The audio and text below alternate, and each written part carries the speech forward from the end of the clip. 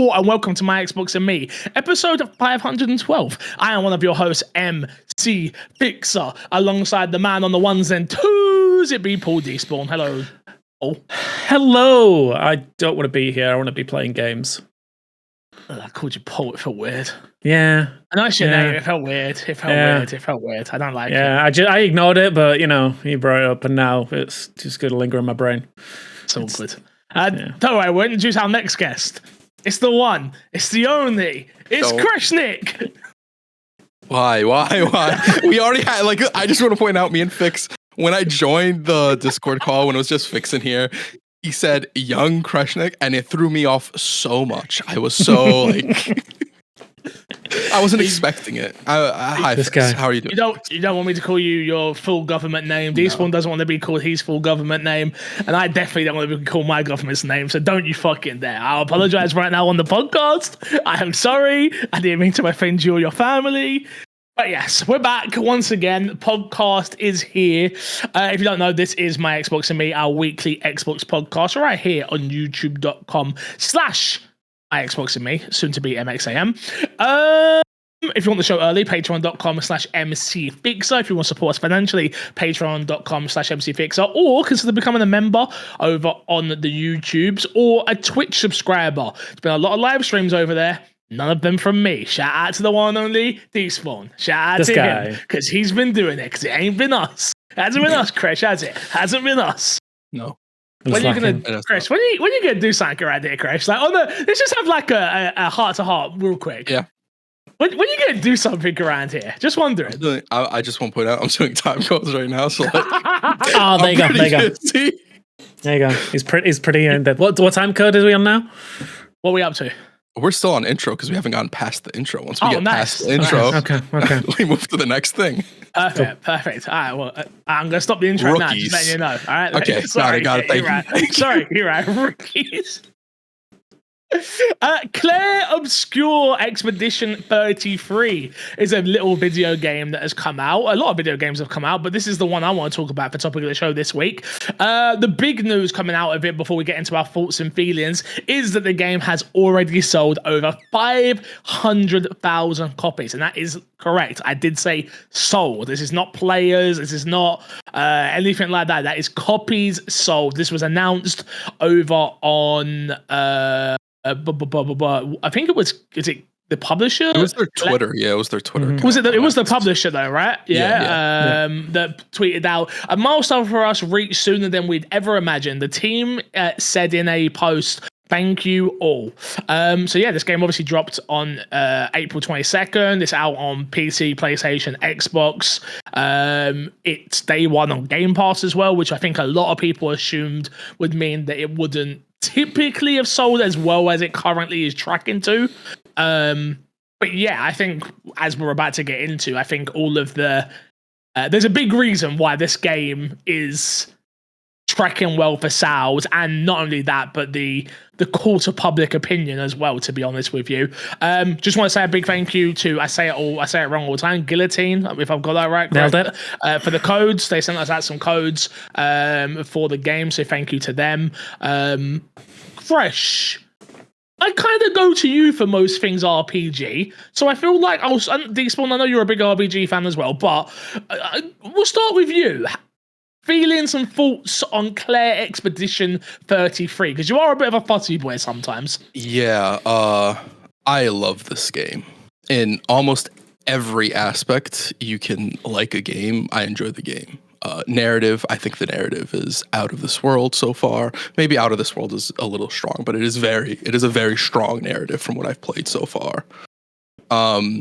Combat is very, very fun with the parry dodging, but even going into deeper with that, the mechanics they actually have for building out your characters and the way they have statuses, and you can inflict statuses and you want to get certain statuses so other characters can get higher crit chance, or their abilities can have additional effects and stuff like that. And then on top of that, speed is super important because of the way the combat works. You want to make sure certain characters have certain speed so they go first and can apply either buffs to your team or the debuffs to the enemies and all that sort of stuff.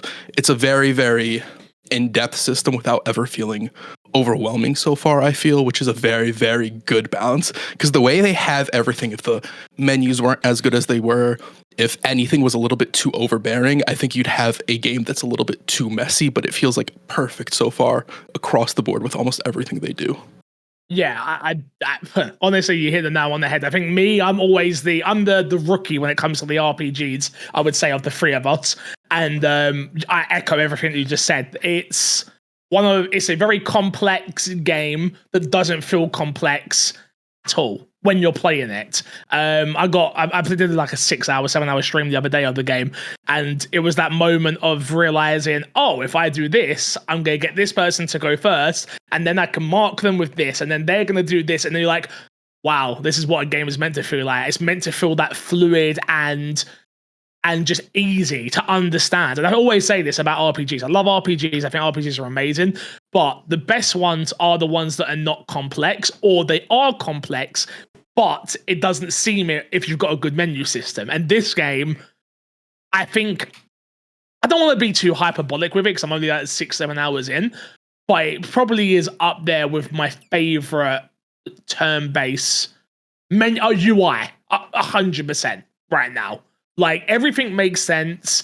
Everything is explained very early on in the game that you don't feel lost or anything like that. At least from what I've experienced so far. How many hours in are you out of interest? I'm about like 6 or 7-ish, around the same part that you would be. Yeah. Oh yeah. Yeah. Okay. I do want to say one thing that was really impressive with the opening is it doesn't, like, RPGs in general tend to give you like these really big exposition opening that feels very overbearing. This game doesn't seem to do that. From my experience with it was it never felt like it was trying to teach me too much, or it felt like it was slow. I was constantly engaged with the whole process of them getting you into it and learning the game. Everything felt very natural and none of it too long. Yeah. Just to interject on that, I did have a question for you guys. Talking about the intro, like, everyone's seen the trailers, everyone knows what the basic premise of the game is. The impact that intro had is phenomenal. Yeah. But I almost wish I'd never seen a trailer explaining what the premise for this game was. I haven't. I'm going to say this. I've watched the trailers for the game. I don't think the way it plays out and the way they unfold it, I don't think I've seen that in any of the trailers. Okay. Like, so that was still a brand new experience. I understood like the overarching narrative of what's going on. I just never had the impact that it would give. I think they did a good job with that personally, but maybe I also didn't watch as much as you. No, so yeah, I've been hooked on this game since it first got shown. So I've been very much like day one, I'm just going to be playing this. And everything I've seen has been beautiful and all this kind of stuff. But I feel like that harbour scene would have had a bigger impact if I didn't know what was going to happen. After that, obviously, there was impacts after the fact, I think, were great. But I don't want to, like I say, I truly don't want to spoil anything for this game. But I kind of echo what you guys were saying. I was really worried coming into this game when we first saw it and everything we've seen since before launch, that this was going to be a massive case of style over substance, of just like, it looks pretty, but it's very surface level. I am so happy that it's not. This is one of the most engaging combat systems I've played in a turn-based RPG. I think the way that they balance the parry and the dodge system, the jump mechanics within active combat is phenomenal. I think it really keeps you engaged throughout every single fight. I think there's a really good balance of the difficulty of it as well. Like, you can't just parry everything, you can't just dodge everything. It is a very tight window to manage it. Oh yes. Yeah. Oh yes. But I think I feel like that's intentional, because if you just parried and dodged everything, the fights would be meathingless. But it's the fact that there is such a difficulty level to it that when you do manage to pull it off and it has such a great impact, it feels without use of a better word, it feels impactful. Yeah. I don't know if you guys have been in a situation where you only have one character left and you're really close to the end, and then you parry or dodge everything and you get the kill. It's such a satisfying feeling, and it kind of gives you that Souls boss feeling where you finally beat a Souls boss, but it feels more consistent because it can happen more often in this game, I felt. So there was a legit moment in the stream yesterday, go watch it back, but two of my characters died. My third character had 1 HP. And the only way, and I beat the fight, and the only way I beat it was through the parrying and block system and dodge system. And yeah, that moment when you finally take them out, you hit with that perfect counter. There's nothing quite like it. And yeah, like story wise, this game is fantastic, and I love what they're doing with the story so far. I'm about 10 hours in. So I restarted the playthrough on stream yesterday, so I did about 4 hours in there. I picked up my original save this morning and put in another 4, and I'm about 10 hours into that playthrough. So in total 16, one playthrough, 10 at most. And yeah, where they're going so far has been great. Like the way that they're introducing new elements into the world is great. The design of this game might be the most beautiful thing I've seen this year. Yeah. Maybe in the last few years. So the game does something that's interesting where you can explore, and they don't really you don't get equipment and stuff like that. There's like set equipment you get and you level them up and stuff like that. You get some like upgrade items you can get through exploring. But I found myself not really caring about the upgrade items because I'd go somewhere and sometimes there wouldn't even be anything, but I'd get this really beautiful landscape to look at. And I just, it'd be a moment where it is breathtaking, where sometimes in games, even when it looks really good, I find myself still ignoring it. I felt like this game was creative enough in the way and the settings they put you in, which, just to speak on it, the first 5 hours, I think they put you through so many different settings that all look amazing. And it seems like it's going to somewhat keep up that pace of constantly switching the scenes on you and still looking fantastic and being super, super creative. Yeah, I think for me, it's that interesting dilemma for me of like, I put every RPG now up to Final Fantasy, right? That's the bar for me. And it's like, it's weird to have a game that I'm like, wow, this is, for me, is up there with that. Like, it really is. Story is the most important thing for me when it comes to these games, right?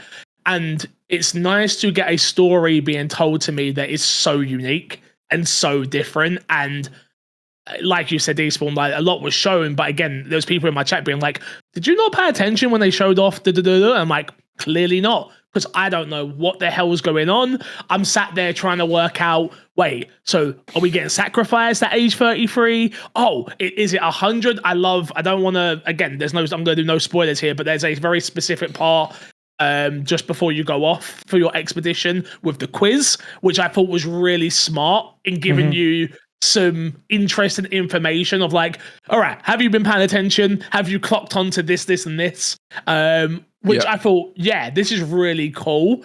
Honestly, just overall, I've been really blown away by it. Let's not get mistaken, right? This was a game developed by 33 people.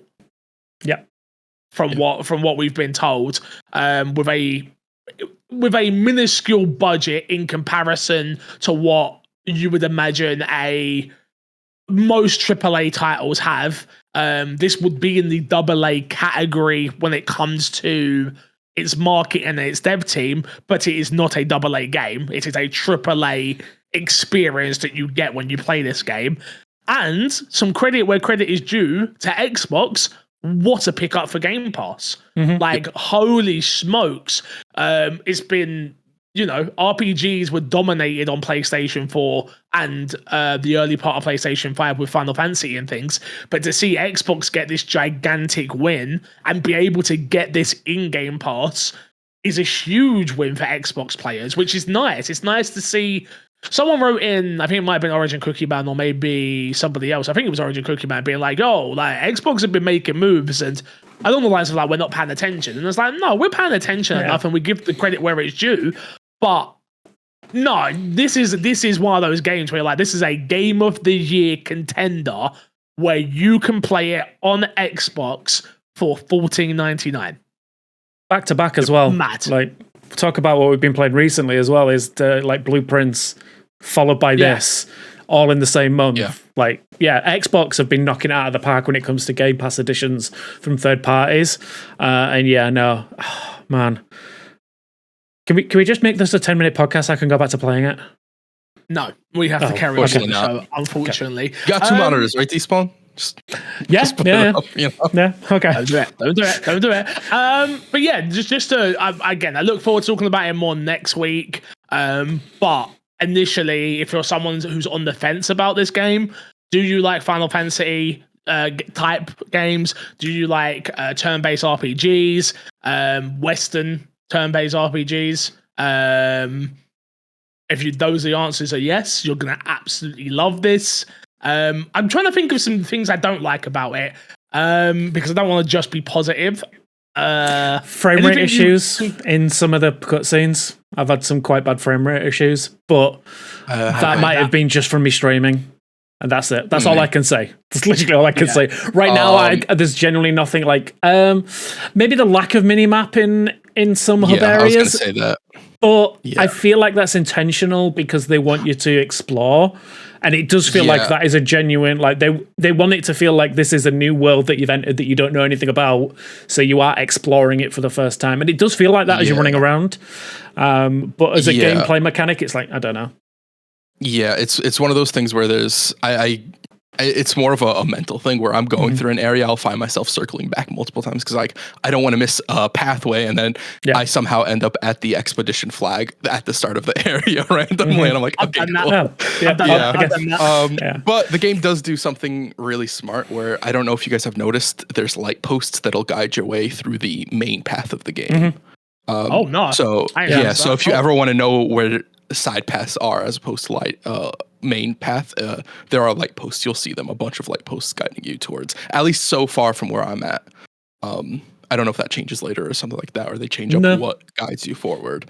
I think it depends on the light source. It's always a light source that kind of feels like it's guiding you, so it gives you that like you said, the golden path, which fits narratively. It also fits very well, like them doing it that way too. Something that just to like nitpick it a little bit. Lip sync isn't super amazing all the time, but I found myself not caring. I did notice that. You're right. The facial expressions are so fantastic other than the lip syncs that I sort of didn't focus solely on the lip sync. The running animation can look a little bit janky as you're moving around, but here's the thing. I like that because I'd rather move. Pick Luna 100%. But I prefer that because I'd rather it look a little bit jank and me move around this world faster than me moving slower and it looking better or something like that. I think that's where you can break immersion to make the gameplay experience a little bit better. And I think that's a smart game design decision, even if it doesn't look as good. It did throw me for a loop when I first sprinted in the game. And I was like, because I saw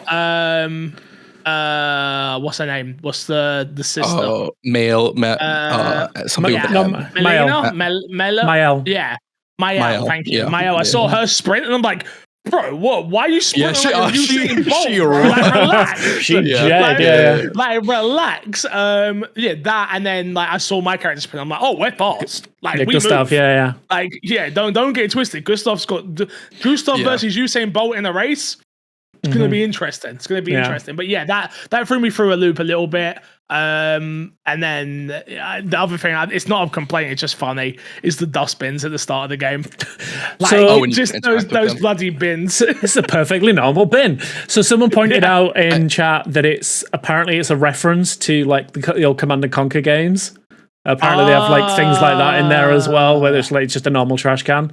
So it's an in-game reference. I will say, just going on off the back of that, one of my main takeaways of this game is like it just feels like the most gorgeous love letter to RPGs in every element. Like it feels like it's done this, and don't like take this as a negative, but it feels like it's picked and chosen the best parts of all different kind of games and put them into one like lump. So like, on its own, nothing is quite unique. Like the active combat is like kind of like Persona-esque. The story takes elements from things all the way from like Avengers to, a million and one classic RPG stories. But the way that they've built it together and stitched it together makes it into this wholly unique, beautiful love letter to like all of the things I love. I think they've done such a phenomenal job of like building it out. Curious. Just pure curiosity. How is it like Avengers? Because I don't see that connection. You don't see the snap? Okay, I guess. Yeah, I don't see. That's I what I'm don't see taking that as from an it, yeah. Avengers. I don't see that as an Avengers thing. Yeah. Yeah, I get you. Yeah. I get your point. I get you. Yeah. You're right. I do agree with you. Again, from the limited amount of RPGs that I've played, especially in the last, let's say, 5 years, right? I can see what you mean by like taking elements of other games. It's not like it takes something and it doesn't work. No, I that's feel like it's again, been it's taken. No, I know it was a compliment. But yeah, everything they've taken from other games works. And yeah, I agree with you, though, Crash. You spoke about the combat and being engaged. It might be Despawn, but being engaged in every single battle. Yes, I agree with you wholeheartedly. It's nice that it's not a turn-based game where it's like click, click, click. Okay, now I can look away from the screen, or no, I need to be engaged at every moment of while I'm playing this. And it's not, at least thus far, there is no battle that I go into where I'm like, oh, I could just not dodge this whole fight. No, you need to dodge, you need to parry. Yeah. I say that I don't parry much, but you need to dodge. You need to dodge. The no parry king is here, but you do need to dodge quite a lot. Otherwise, it is going to become headache for you later on. I had a moment where you've got like your first mini boss, is what I'll call them.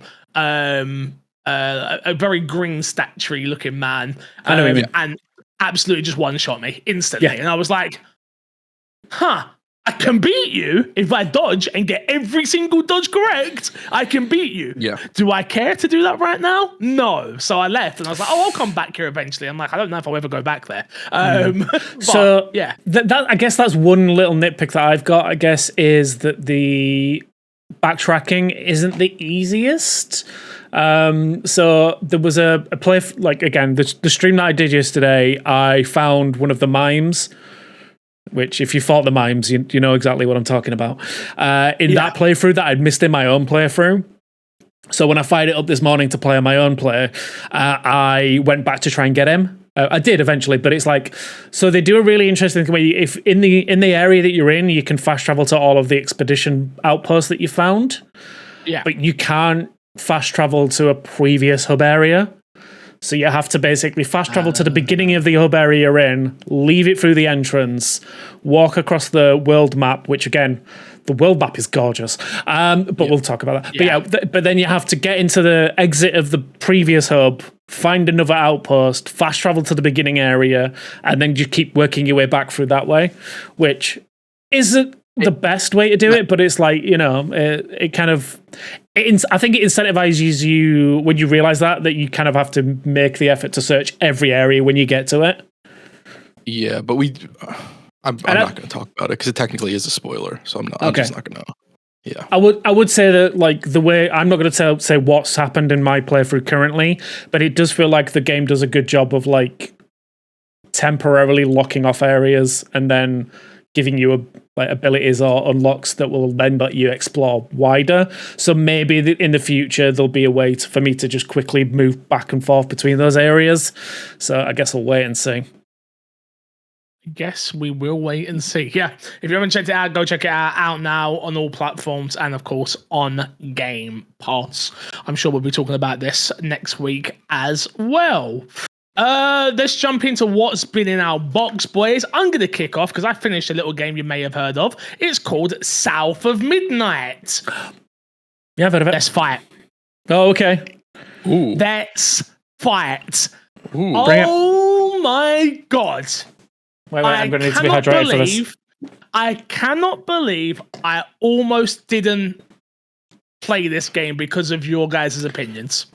Oh, okay. And that's all three of you. No, and none of you told me not to play it. That would have been very dumb of you, Fix. No, yes, it would have been because of us. This game's a very special game. I don't care what anybody says. I finished it. Took me about 12 hours, maybe a little bit more, maybe a little bit less. So I have to admit, wow. And now I can finally see why the comments were on our back a little bit. Like, don't get me wrong, we didn't like indie, and there's a few other games that have come out lately that we've not liked. But it's like, well, you guys just don't like Xbox. I'm like, well, I've not played it yet. Let me play it. I've played it. I've beat it. Oh my God. South of Midnight is such a special game. From a culture standpoint. And I got asked this question in chat. I'm not going to say who it was, and they didn't mean anything by it in the slightest. but they were like, are you enjoying South of Midnight, or are you enjoying it because it's a black story? And I was like, it has nothing to do with it being a black story. It has everything to do with the fact it's a Southern story. And we don't see many and there's a difference between, and again, people get these two things mixed up so much. Color and culture are two different things. And that's the part. And again, maybe it's the going to Texas once a year now. So I'm ingrained a little bit more in Southern culture and the way certain things are said, and just the whole world as a whole. It was remarkable. I really, really, really enjoy South of Midnight. I've been saying for the longest time that I think Compulsion Games were going to have a solid, really good game when they came out, when they got announced and things like that, and it is. It's a great Game Pass game, and I think that's where this is where Game Pass hinders certain games like this, because we're not talking about how many sales it's done because it's in Game Pass, and it's one of those games where people now think is like, if this wasn't on Game Pass, this would be a game that people would say, oh, I'll definitely play that when it comes to Game Pass. Yeah. Like, that's the type of style of game now that it's got to. But yeah, I really do enjoy it. Its combat is way more interesting than I think you guys gave credit for it. Think I understand where everyone's coming from for it. The combat is the weakest point of the game. Yeah, there's no two ways about that. It really isn't the quality of the combat; it's the repetitiveness of the combat. Yeah. That's my main issue. I disagree. I don't think it's the repetitiveness that bothers me. What I think it is I said this on stream so much, which is it's the way it's delivered.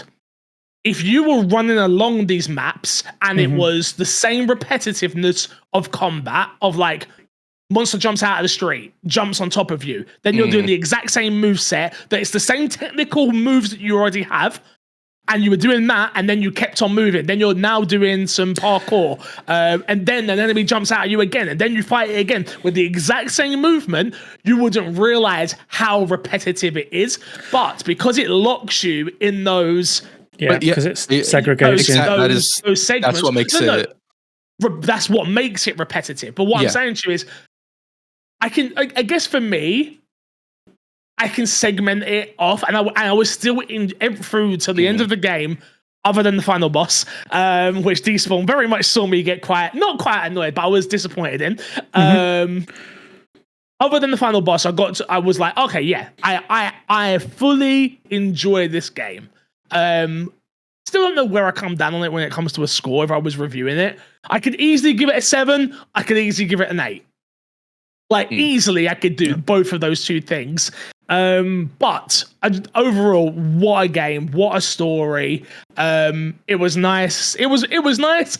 It was predictable, but that doesn't change the fact that it was still enjoyable. Yeah, I will say, from what I did play, it is an evolution for the team from We Happy Few. It's like a clear like upward trend. It's not like they went lateral or downwards or whatever our opinions were. It is an improvement for them, and I can't wait to see where they progress with the next game, knowing that the combat was probably the weakest part of their game, how they improve that and go forward, because they seem like a studio that constantly is learning from their previous game as well. Yeah, no, I'd agree.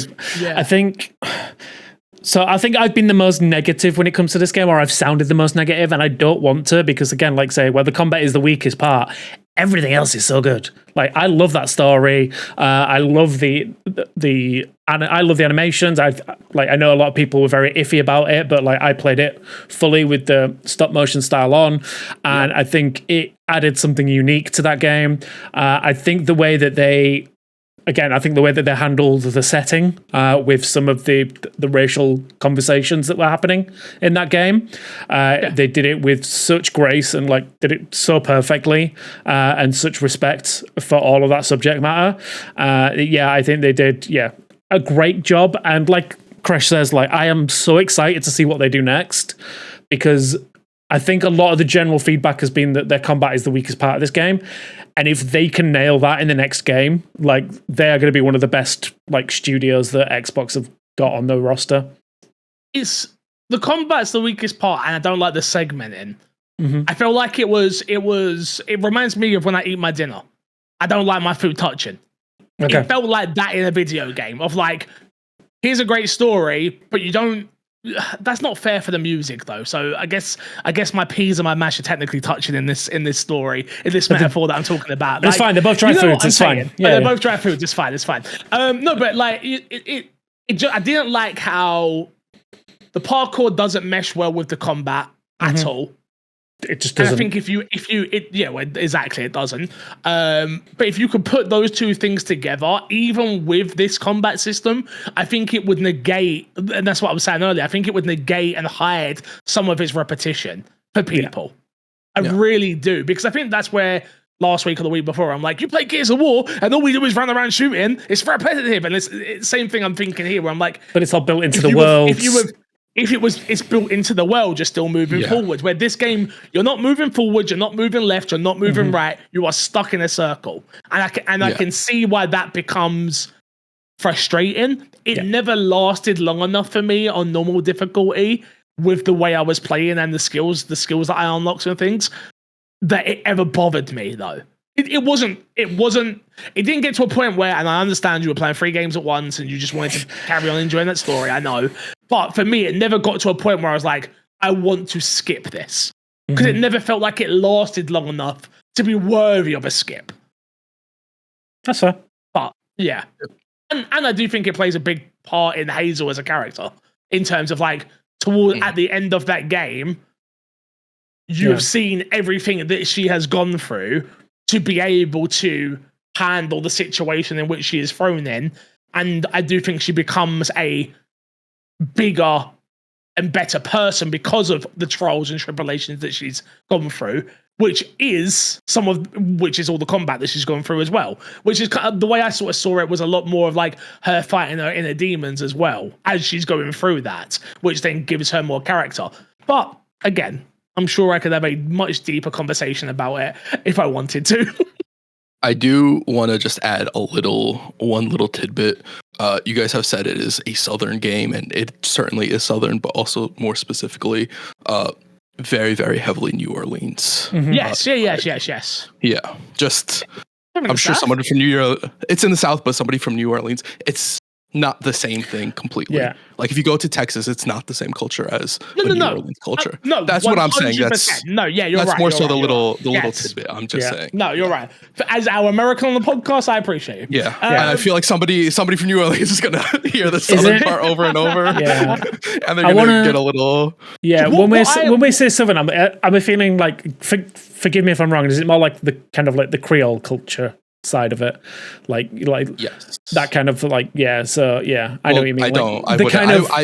I won't say Creole, but like it's whatever. You don't know. I can't answer that question for you, but it is like the influence they got from whoever. What I will say, go on.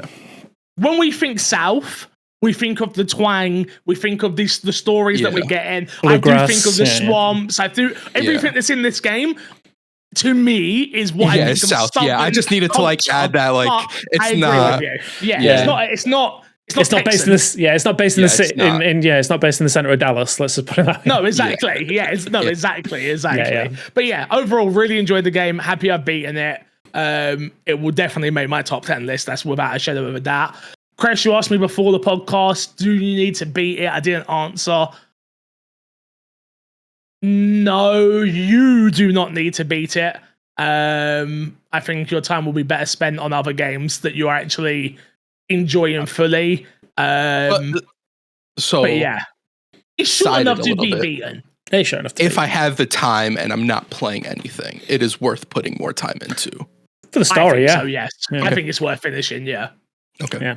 I finished it as well, just to let you guys know that. Yeah, I rolled credits, and I kind of agree mostly with what you say. Like I say, I think the gameplay conversation and the combat conversation is one thing, but the story is definitely one to experience. I will say the ending feels rushed. Like as we mentioned briefly, the boss fight feels like extremely disappointing. Extremely disappointing, and then everything after the fact just felt like it was rushing through that last bit of the story to get to the end. I feel like give it another 30 minutes of just like exposition and give me something interesting to do with that last conversation, which I won't spoil. But yeah, it's just, I think they could have done more with that ending.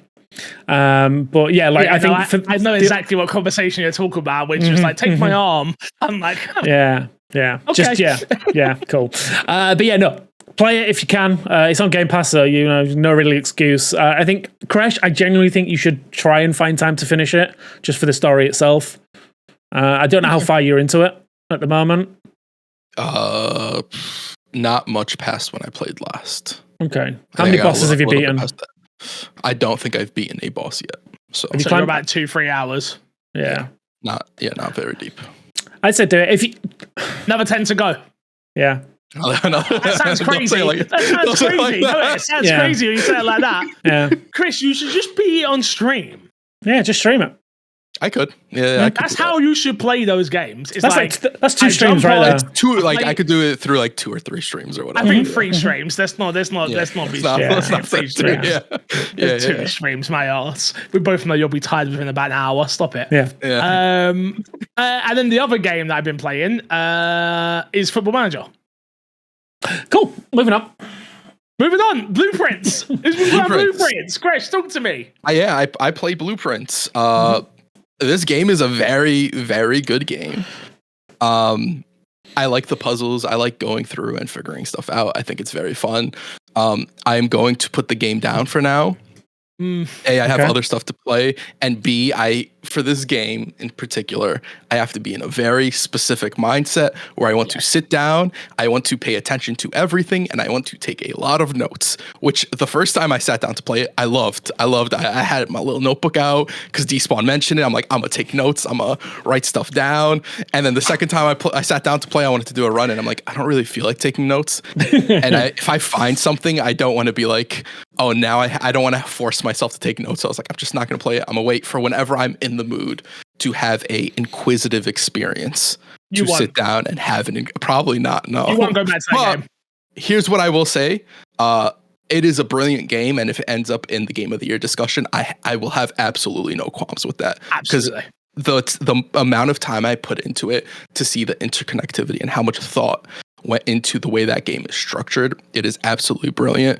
One tidbit I will add is I want somebody to make a game like this, but make it a horror game. Because even in this game, I had a few moments where I'm like, is something going to pop out? I'm like, does this transition into a horror game? It doesn't. It never does. No, it leads very good into tension, but not horror, yeah.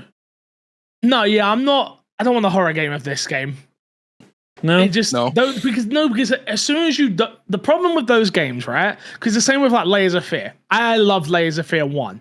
Do you know why I love Layers of Fear 1? Because I didn't know what Layers of Fear 1 was. Okay. But as soon as you know what those games are, I feel like it takes away all of the suspense. Because ultimately, if you know there's no combat, then you're not ever truly scared. So at least for me, because I'm a survival horror fan like that. So the way I think about this would work as a horror is if it's the kind of thing where you've got to like pick and choose which direction you go, and like if you choose the wrong direction and get attacked by a monster, and that ends your run.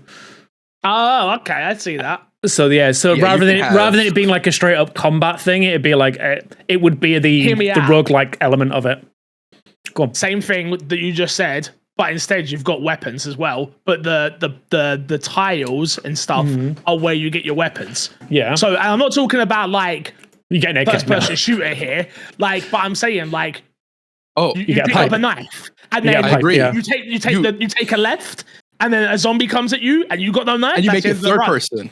And you make it third person, and you add a character named Leon. You set it in a police station. Yeah. Make it his first day on the job. Yeah. Maybe have an alternative. An awful game. Have an alternative way to play the game where you don't play as this Leon guy. You play as a different like person. Oh. Maybe like a relative of one of the previous cops in the city. Oh yeah, that's a really smart. And then you can have this big hulking monster chasing you throughout it randomly, and it's like you have to hurry up with puzzles or stuff like that to move on forward. I think that would be a cool idea. To be fair, that would be a cool. Yeah, you hear something banging on the door or something like that. You could make a really cool horror game. Resident Evil Blueprints. I'm in. Yeah. I'll just really. Now you're I'm in. in. Now you're in. Now I'm in. Yeah. Now I'm in. Who knew? No, Who but knew? all jokes aside, yeah, I agree with you on the settlement of I have to be in the mood to play this game. Yeah. And I think that's the hardest part about this game is you, at least for the way me and Haley are playing it, 'cause we're playing it on stream and things like that. I don't know. I know every time I say that, people probably roll their eyes, but that's how I play games. 99.9% of the way games I play are on stream, so get over it. It's one of those ones where, but it was strange because I was in bed the other day and I figured out a puzzle. Mm-hmm. Oh, just sitting happens. down, like thinking about it. Literally, I was laying in bed, I was on my phone, and I went, wait a fucking minute. And don't ask me why.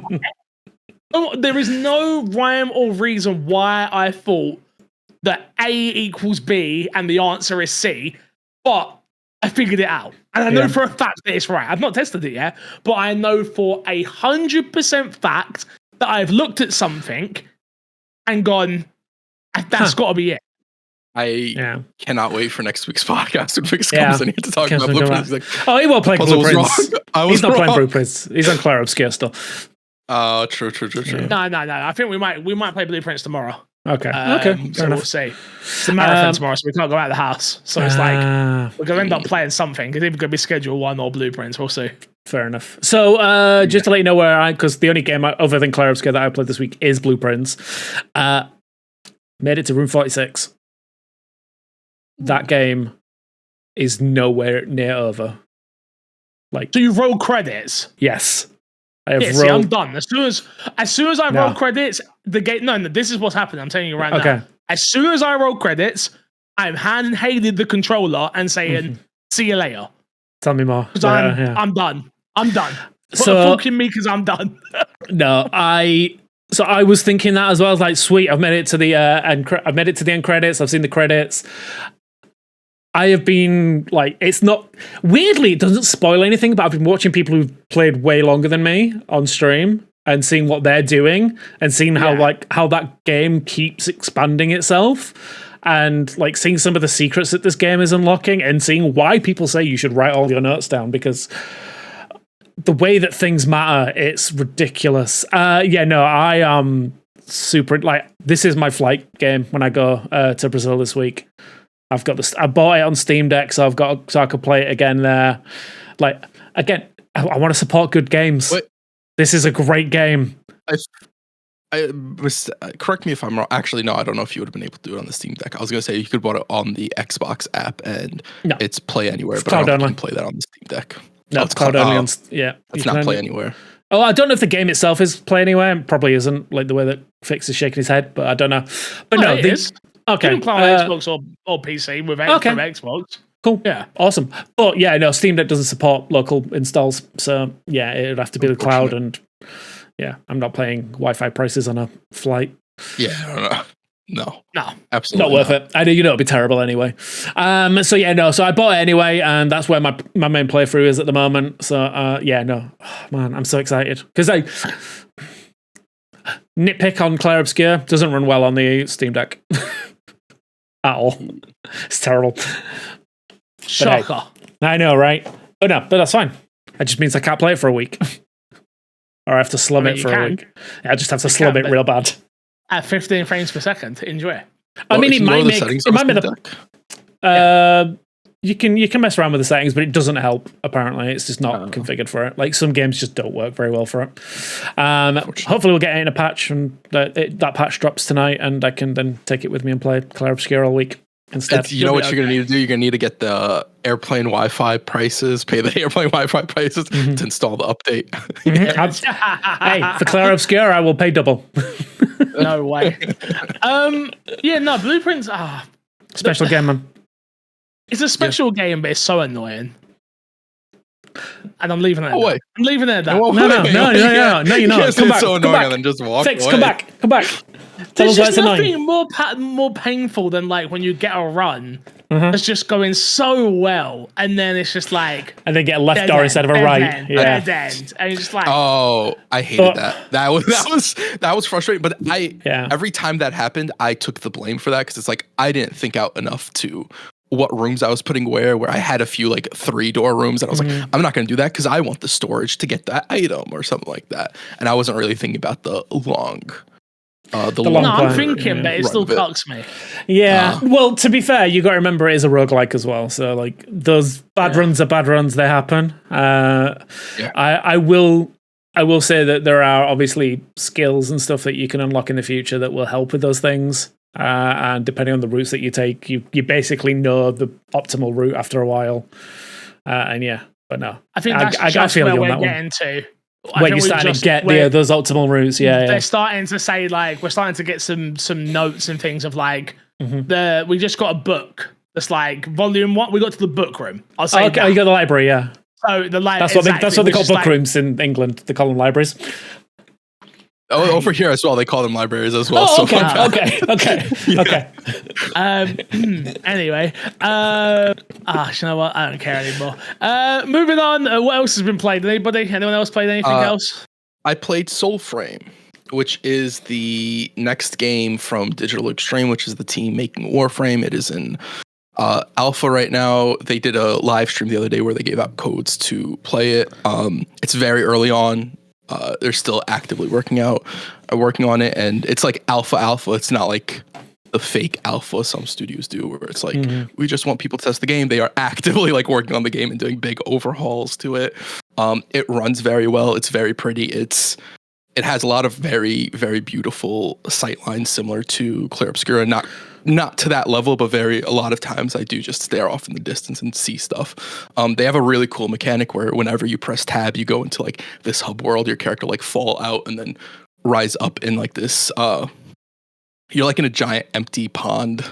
It's not really a pond, but you have like spaces like a smith and stuff like that you can go to upgrade your gear, and you can do that at any time as long as you're not in combat. It's a very, very cool feature.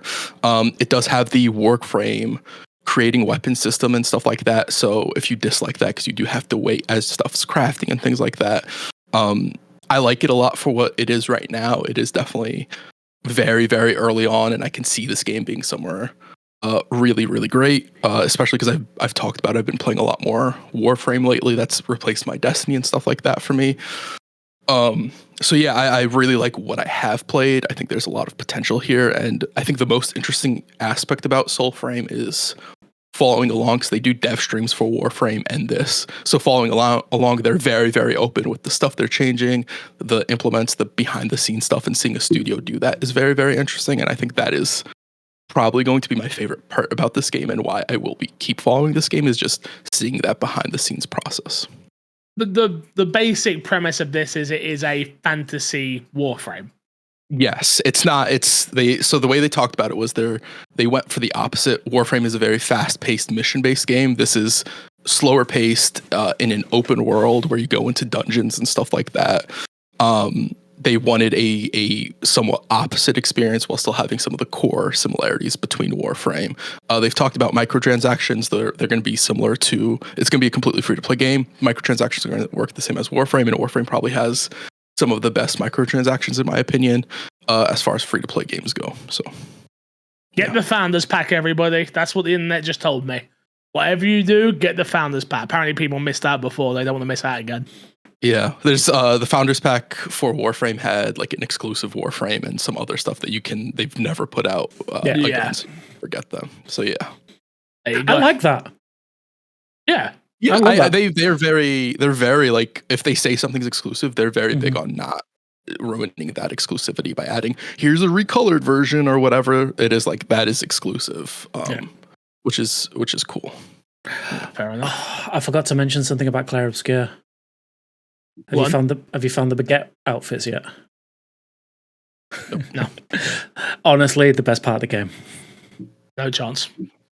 I will. I talking about that. I do like in the settings.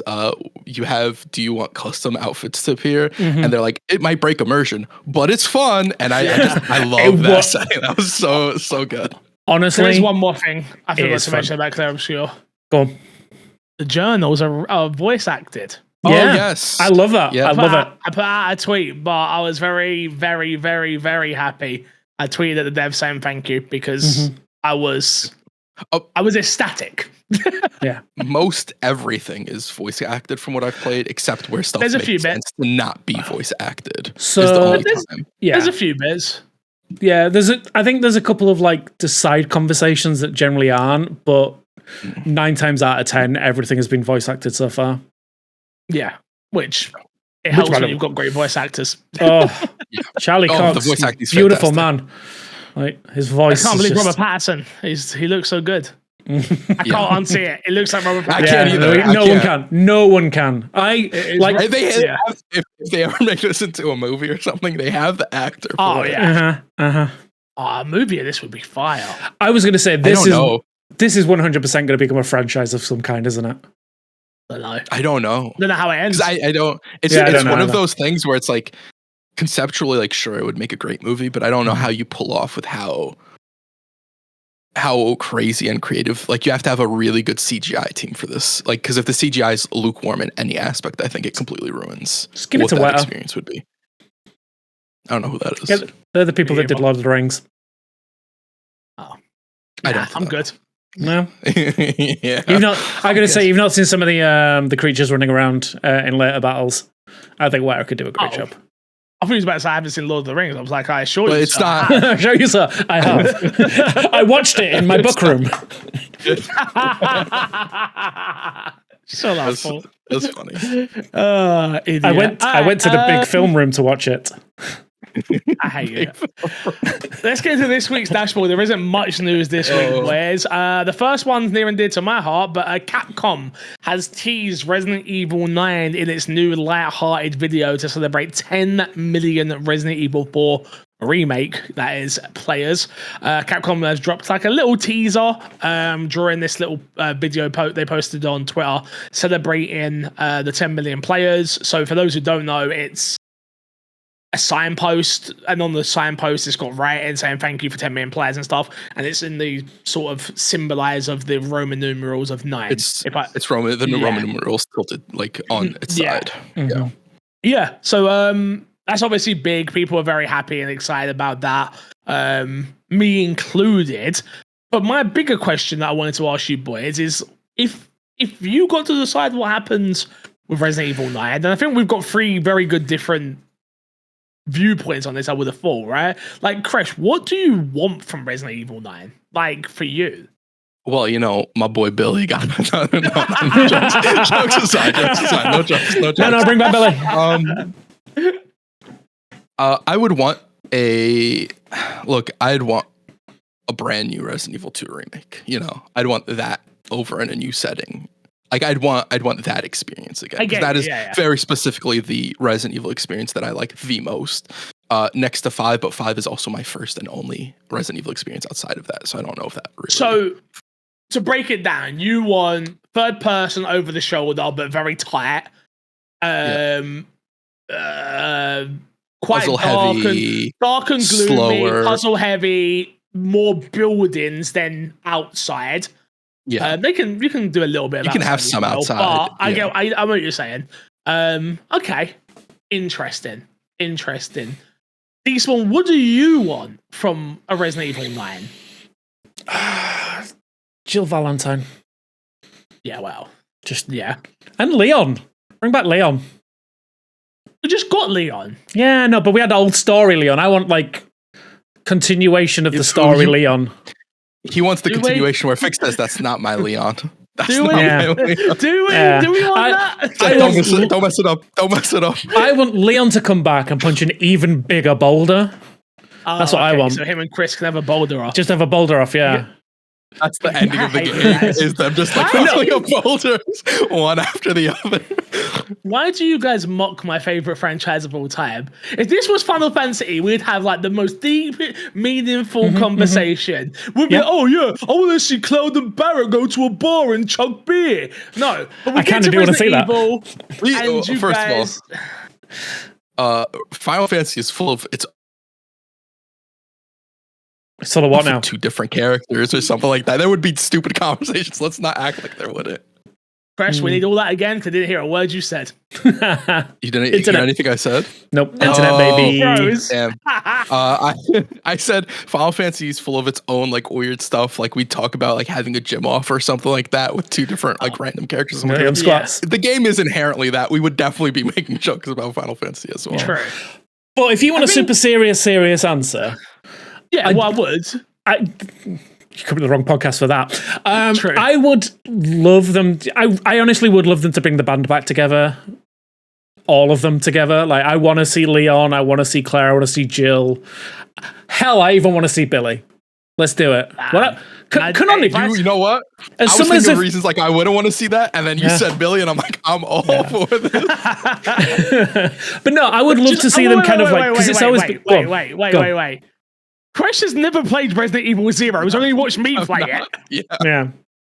True. I just want to put it out there for people, all right? I want people to know. He's played 2 and 5. That's it. Yeah. 4. I played some. No. He didn't play 4. You not played the remake of 4? He played the start and went there. Yeah. Not my Billy. Yeah. Not my Leon. Not my Leon. I prefer the scared Leon in Police Station. Valid. Honestly, a middle. I know. Okay, now we're getting so off tangent, but a middle Leon would have been great to have gotten, because we did go from like scared Leon to I'm the fucking man Leon. I'm the secret agent got like Leon, I'm figuring it out Leon. Really? Yeah. Which is crazy. But all right, serious talk. Resident Evil. I want us back over the shoulder. That no, actually that's a lie. What I want is them, now they've done it where you can change, because every game they've added updates. I want it from the jump. I want a first person or third person to cater to both those audiences. I want Jill to be the main character, because we haven't got a Jill game since Revelations 2, and I've never played it. No. Revelations 1, not 2. 2 is crap. Who's 2? I don't know. You're the real expert. And I'm not on Revelations. But doesn't matter. I want a Jill story, and this is going to sound absolutely mental. Go on. But if they can do it correctly and it not be bad, I know what you're going to say. Like it co-op. Oh, okay. I thought you were going to say you want him to bring back Wesker. I was like, no. No. I don't want Wesker back. I do not want Wesker back. Wesker will be back. Oh, yeah, probably. They've, especially with after what they did with 4, like the fact they got a whole new voice actor, they keep teasing him. Even in the teaser, they said thank you in this. He's in it, and it's like, no, they're bringing back Wesker. Wesker's coming back in some way, shape, or form. We'll get that 5 remake. Do you know, it could, you know what, that's the other option. It could just be all for that, which would make a lot of sense if they just prepping for 5 remake. But just think about it for a second, right? Resident Evil 9 opens up. You see Chris. He's walking down the street. All of a sudden, punching a boulder.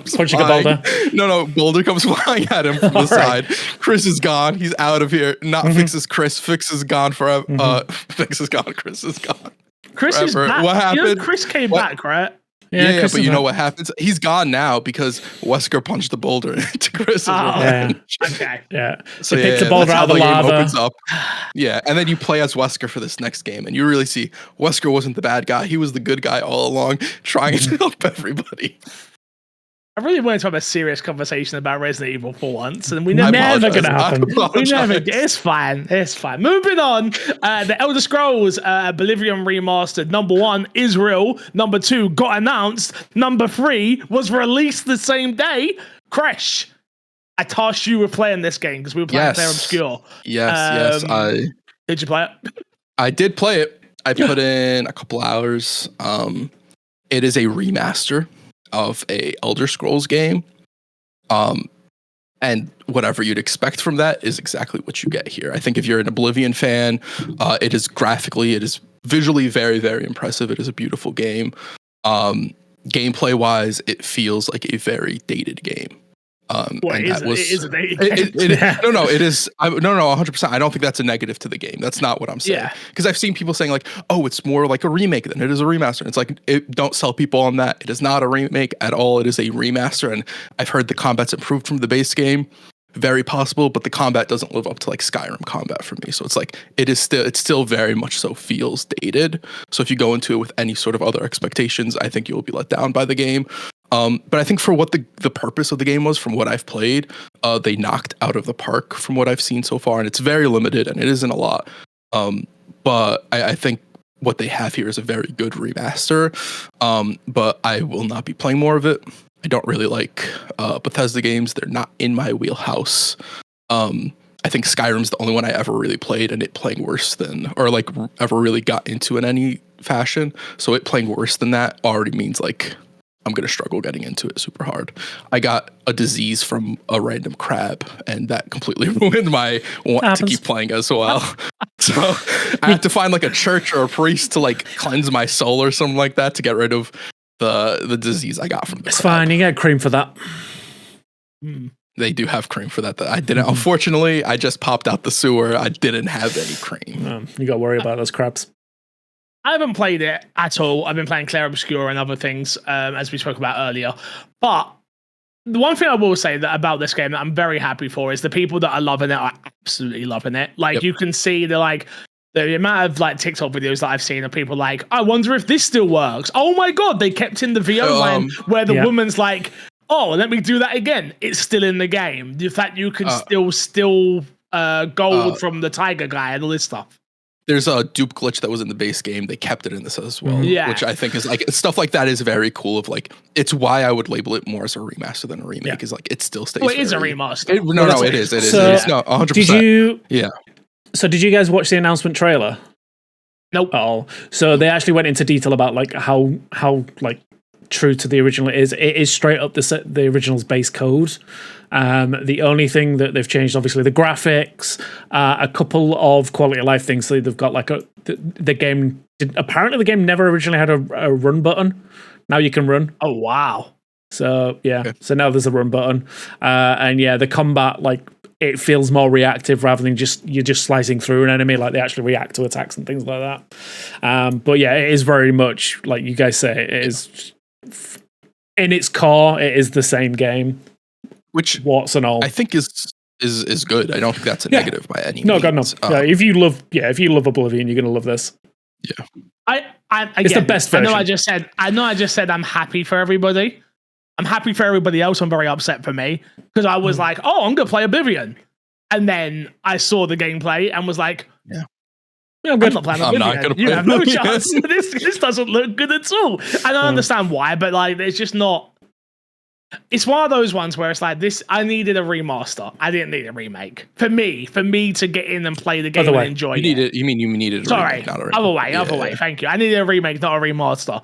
And that's okay. It's not for me. It's not meant for me. It's for the 100,000 people who started playing it on Steam the day it got announced and got out, literally. And good for Xbox. They're gonna make it. The next Elder Scrolls game is for you, Fix, when it comes out next year. For sure, next year, right?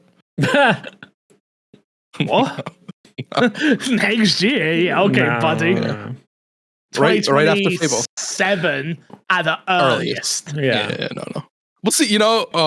This year we'll see what we see at the game showcase. No chance. We're not. If we don't see it at all, I don't think it's coming out for longer than 2027. Until the smart move would be don't show it before Fable launches. Because you don't want to you don't want to put your two fantasy games against each other. No. Get Fable out in the new year, and then you start talking about Skyrim. Or Skyrim 2. If they show the next Elder Scrolls games and it's still not years away, I don't think there's any harm. There is. We've waited now. They've done the thing that they did with Final Fantasy, right, back in the day with 15, where it's like we had waited so long to see that game. That when we saw it, it got everybody hype. It's the same thing with this. Like, when we see it, people are going to want it. Mm-hmm. Why are you rolling eyes, Crash? I'm confused with exactly what you're saying. Well, 15 was like 10 years in the making. Yeah. Okay. Okay. How long ago do you think it was that we saw the first teaser for Elder Scrolls 6? Yeah, okay. That's fair. So did you like there was a news story like how long it's been. So apparently from Skyrim's original launch to the trailer launching, for Elder Scrolls 6 has been longer than like the last time we saw the Elder Scrolls 6 trailer, if that makes sense. Yeah. It's been that long. Yeah. All right, let me say it like this. Go. I'm more excited for Elder Scrolls 6 than I am for Naughty Dog's new game, Intergalactic, blah, blah, blah, blah, blah. Okay. And that is crazy. From me, who's not a Bethesda guy at all, and I love Naughty Dog, but from the teasers splash screen that I've seen versus the teaser that I've seen of that, I'm more excited for Elder Scrolls. There you go. One of them has space. It makes sense. Yeah, you don't like space. It makes like, why are you acting like this is some big statement for you? Oh no, Fix doesn't like the space game. I'm coming around. To be fair, it's space versus fantasy, and that's two. I'm coming around on fantasy. That's true. I'm coming around on fantasy. Only if it's a final one, yeah. Yeah. Well, we'll see. All right, we'll see. All right, are you gonna play it, Despawn? Are you gonna play the remaster? Oblivion. I'll give it a go. Yeah, I want to have an opinion on it. Have you I've got it installed. The original? Yeah. Okay. I couldn't remember if you were a Elder Scrolls guy. I know Matt is, so I assume Matt's played the original. Not massively, but like it was one of the games I definitely played as a kid when it first came out. I say as a kid, like I'm not that young. But yeah, no, I definitely played it first time round. And I played a lot of Skyrim as well, so yeah, I'm down for it. I'll be giving it a go for sure, but Clair Obscur and Blueprints exist, so it will be this week. I'm interested to see what you say, because I think your opinion on it will be a lot more valid and insightful than my opinion, because you're just not that kind of guy who likes that game. Yeah, I get that. Exactly. Yeah, I don't know you why got trash opinions on that game. Yeah, I was like, sure, I'll play it. So I won't like it. I want you to know I had no intention of playing that game, and then Fix was like, you and Matt covered it. I'm like, okay, I guess I gotta install it. And I was like, Matt's probably not going to be on this week, which is going to be horrible because I'm not going to have a lot to say on the game. Well, Matt died, so it happens. 2006. Yeah, the first trailer came out. The first game. Harold was high in 2006. 22. No, I weren't. I know, I'm joking. You were like 13, 14. Yeah, there you go. I couldn't read then. That's not even a lie. That's true. Damn. I was going to say something, but I don't want to be mean to you. Fuck you. You still can't read. I know. I didn't say it, so it doesn't count. Last story this week. Skate won't be playable offline to offer a massively, damn it, I proved him that I can't read. A massively multiplayer sandbox that's always online and always evolving. That's come from EA. This has got a lot of people upset, because I think people are finally realizing that this isn't going to be the Skate game that they wanted. And they've waited quite a long time for this Skate game since it was announced, and it's been in this playable weird place where people are testing it and they're doing all this thing, and yeah, it's not looking good for Skate, for the OG fans of Skate. I have to be honest. Yeah, like nothing about these news stories that have been coming out recently about this game have got me excited to play it. Like I will still play it. Like I'd love a good, like if they can nail the gameplay elements of how it feels to skate around a city, great. But like I don't want it to be a massive online game. I like the joy of seeing like someone fly past you and fall over like would be great for like 5 minutes. But after that, I'm just like, I just want a normal skate game. I don't need all of this. I'm kind of confused why so many developers try and turn their games into MMOs when MMOs are widely unsuccessful. I understand the money aspect, but MMOs are more often than not unsuccessful. More MMOs die than they're successful by any means. I know why on this case is because like it's a quantifiable IP that people care about, and if you can turn that IP into a cash cow where it's like regular recurring income, then sorry, I didn't mean to interject while you're speaking. I do apologize. What I think it is as well, I agree with everything you said to jump off of the back of that, right? It's a niche game. So if you can get the skateboarding community into this game, they are going to be the ones that fund this game in a way that everybody else isn't. The problem is with Skate, right? Skate comes out, Skate's lost its special sauce since Skate 3. Like no one's you're not picking up Skate 3, Crash. Sorry, this new Skate. But back in the day, everyone played Skate back in the day, right? Yeah. They've clearly done the math and gone, all right, what we need to do is make an online game, and then we can shake down, for lack of a better term, the people that really love skateboarding. They're going to be the ones that buy the microtransactions. They're going to buy this. They're going to buy that, and that's why they've gone. This is the best plan of action. I get what you're saying, but in order to do that, you have to have MMOs in large fail on release. They do not do well on release. The MMOs that end up being good games are the MMOs that last past that initial release. We're going to take the brunt of this negativity and we're going to turn it into something good. There's literally not an MMO that hasn't gone through that, other than maybe WoW being one of the early MMOs. But even WoW, I'm pretty sure, was pretty barren and empty when it first launched. And it was just a new experience and a new thing, so people didn't really gravitate towards those negativities, but it still was not what we know MMOs to be today. It took time to develop into what it is.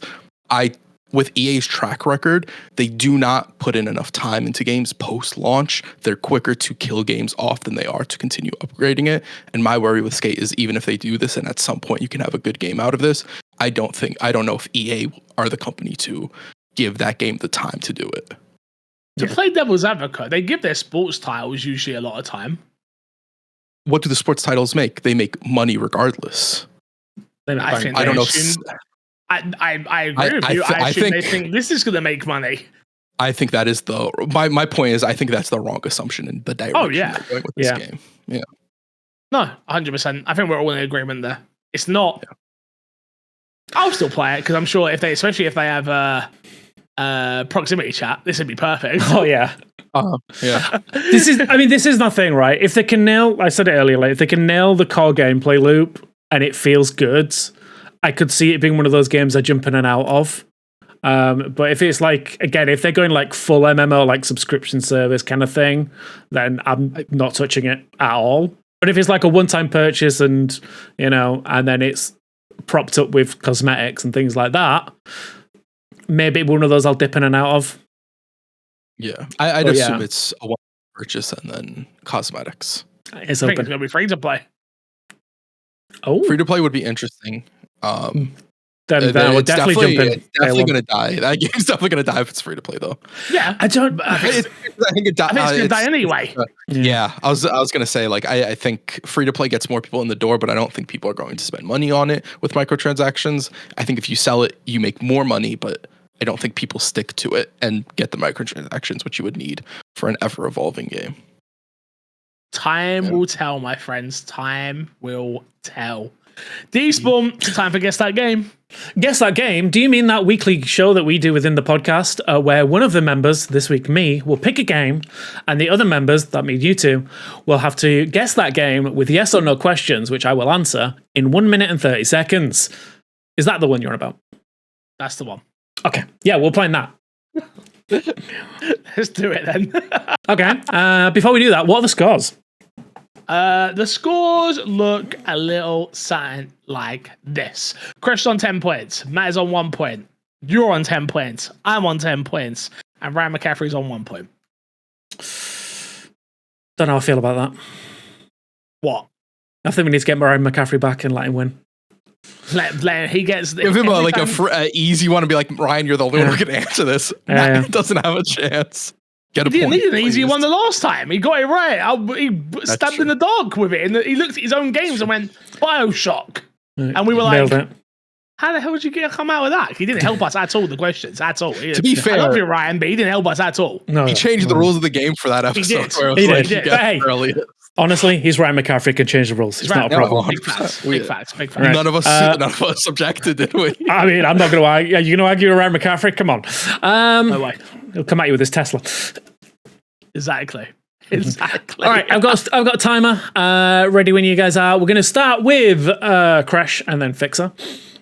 Let me bring up the page so you can. First, please. No. Yeah, next week. Perfect. Perfect. Ready when you are. All right, 3, 2, 1, go. I pass. Okay. Xbox 360 game. Yes. Action adventure. Yes. Ooh. Square Enix. No. Major publisher. No. Well, yes, but not Major 5. I'll give you that for free. Yeah. Is it a male protagonist? Yes. Character creator? No. Is it in a city? Are you based in a city? No. Is there shooting involved? Yes. Is it? Oh God, pass. Does it take place in the desert? No. Does it take place in space? No. 25 seconds. Forest? There is a forest in the game, yeah. Is it story driven? Yes. Have I played it? I believe so. You like that? I believe you would have done. Would it have a Metacritic rating above 80? Possibly. Okay. Do you like the game? Love the game. I don't know. That gives me nothing. Does it have a sequel? Does it have a sequel? Yes. Time, by the way. I will let you both ask one more question each. Because I feel like that's a nice little rule we add to the end. One last question. Oh man, one last question. It's not in the city. So let me forest. Let me rephrase the not in a city. It's not in like a major city. It is in I'll say it's in a town. Let's say that. Okay. I'll give you that. A town. Yeah. There is a forest. There's shooting. I should have specified: are we shooting guns or not shooting guns? You can have that as your last question. What's that? Yeah. Are you shooting guns or not guns? Yes, guns. Are you shooting guns? It's guns. Yes. Okay. I was gonna guess bully if he said no. Do they have a game coming out this year? Do they have a game coming out this year? Like the developer? Yeah. Yes. Nick's got it. Damn. Oh, damn. Okay. All right. So we'll hold off. Crash, do you want to have a guess? He's now just racking his brain for all the games that are coming out this year. Yeah, there's no way I'm gonna be able to get it because I'm thinking what comes out this year, and the only game that's popping in my head that is definitely not it is Ghost of Tsushima 2. And I know there's other stuff coming out. That's not even on Xbox, so I wouldn't be on it. So it's like it doesn't fit. But that's the only thing that's popping in my head. I have no guess. I just forfeit. I have nothing. Okay. Does this game have a prequel? No, don't answer anything. Why are you answering something? Don't answer. No. Don't even give. All right, stop. Is it stop? Is it Alan Wake? It is Alan Wake. There we go. Yo, I smashed that. That's crazy. You did. You did. Have the new game coming out. Yeah, that was a good catch. Yeah, that's CB Vibrake. Yeah. That was a really good catch. Do you know what got me? It was the God, Precious Pete. Oh. Who's not Peed? Go on. Published by. I guess. It was published by Xbox, but it was developed by. He said not major publisher. Yeah, Remedy are a major publisher. Remedy are not a major publisher. I think it's only now they're starting to make a profit. But it was published by Xbox. Yeah, that's true. He's got me there. I got the answer right. No, you got the answer right. I'm not arguing that. I'm just saying. So it's a step in. Would that throw you that much? Did that throw you that much? I might have thought of it. We would have now done Xbox. Okay. Yeah, I might have thought of it. Yeah. And technically, it wasn't published by Xbox on PlayStation. No, but we asked specifically 360. Yeah. No, you're not wrong. You're not wrong. Bonus question. Totally looking for one right now. No, I don't have one, but it's fine. It's fine. It's fine if you don't have one. Just don't go on your IMDb. It's the fine. You gotta get your points. You gotta get your points. I was about to say. He's like, I want my extra. I got 1 point. All right, I will be ahead by 2. Exactly. This is basically a shoe-in.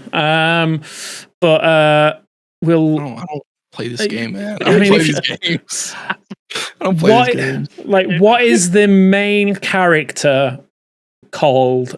And it's the name of the book series as well within the Alan Wake universe. He's a major character in Alan Wake 2. You should, if you'd played Alan Wake 2 when you were told to, you'd know. That's I don't big play facts. bad Game of the games. year contender. Anyway, Bad game. That's great. Anyway. Hey, next week I'm in South America. I'll walk to slap you.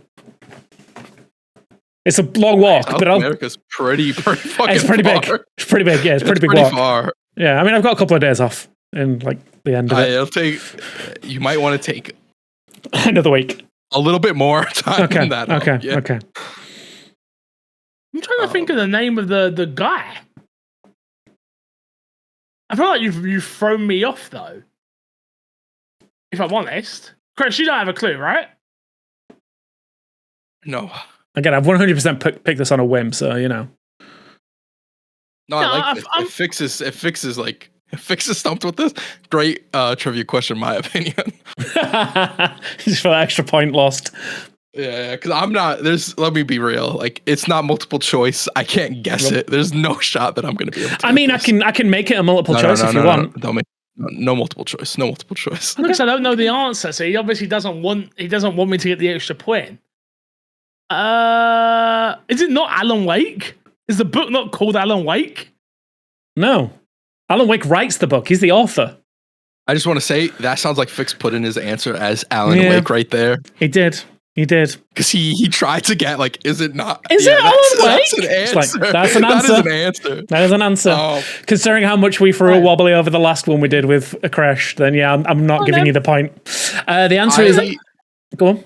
It's something Lake, isn't it? Nope. No.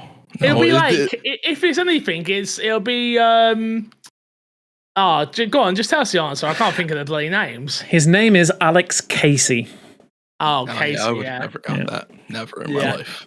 No. I know there's something Lake in one of the books or like one of the games. There's Bright Falls, if that's what you're thinking maybe of. That's what I was thinking. Yeah. Which is the city. There's the town it is based into. Not the city, but the town, as I was referring to. Yeah, that's Casey. There you go. So you got a point, Fix. Well done. I will take my point and I will be happy about it.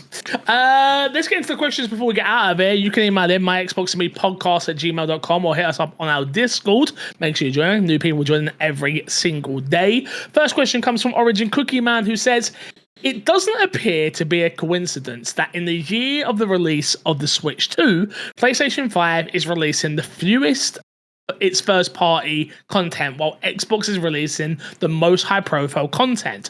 Avowed, South of Midnight, Clair Obscur, that's not first-party, Oblivion, Doom, The Dark Ages, Indiana Jones, and Forza Horizon 5. Could this approach improve the perception of Xbox titles to both critics and players alike? Has Xbox Xbox now found a successful formula of AA polished to AAA levels of presentation while using cheaper production to design approaches, e.g. reduced scope within Hellblade 2, Avowed, South of Midnight, and Clair Obscur? Okay, that's just very clear. Clair Obscur is not Xbox's. Yep. It's launched everywhere. We would have a very different conversation if it was Xbox's, because they launched it at the same time they did Obsidian Remaster.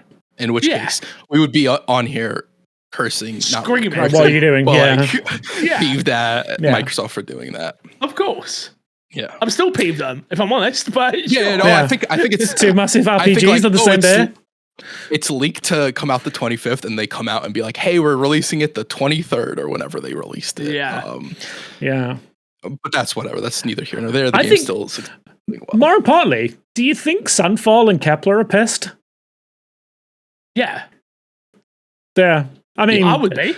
It didn't affect them that much. They sold 500,000 copies, but still, it might be a million. Yeah, true. Yeah. 100%. Some people definitely made the choice. Yeah, for sure. Of course. But even on Game Pass, like if you're playing Obsidian on Oblivion on Game Pass, you might not jump to Clair Obscur now. And then by the time it's passed, you might not. It's like old game's old for some people. Wait. Think about it. Open the Xbox Game Pass app right now. What comes up? It's not Clair Obscur. It's the Oblivion logo. Of course they're upset, and I'd be upset too. It's like, hey, we're trying to deal with you guys to obviously to help our game do well, but a part of that is the marketing that comes with that. You would imagine, which I'm sure there's different deals for different things. But you don't want You don't want. Xbox could have done this a week later. Mm-hmm. Yep.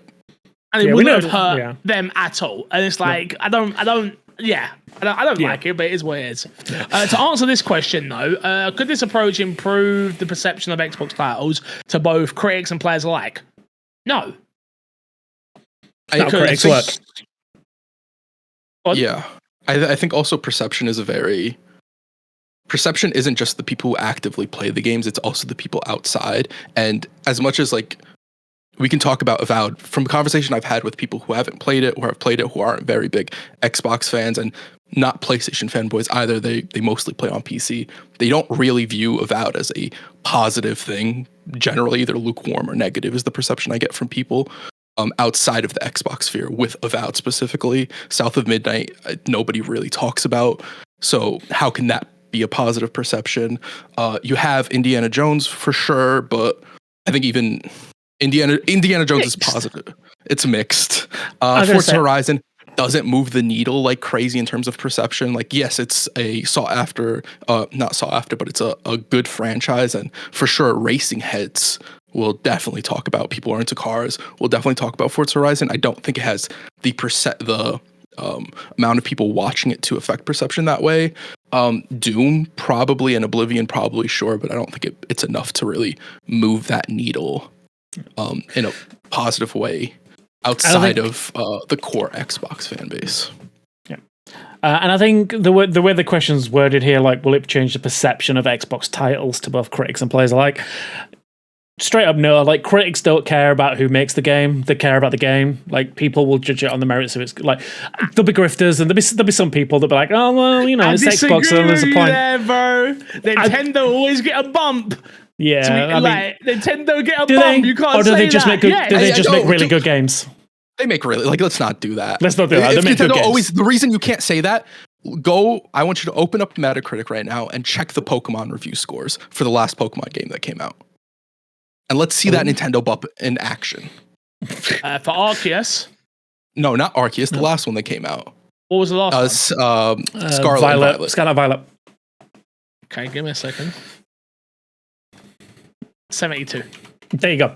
Where's that bump? Where's that bump, baby? That should have a bump if there's a bump. There's no bump. Nintendo generally releases good to great games. You're right. Yeah.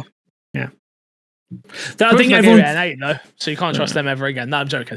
I was going to say, you got to remember, like, people like Nintendo have this perceived bump because they just make consistently good games. They take time with them. Hey, let's break this down real quick, yeah, to answer this question, right? Yeah, Avowed's got an 81 Metacritic. Mm-hmm. Not considered, like, don't get me wrong, an 80 is great. We're not sitting here. It's not enough. It's not enough to move the needle. Yeah. Okay. Then let's go Blueprints, because he's referencing that as well, right? Mm-hmm. Blueprints is not an Xbox game.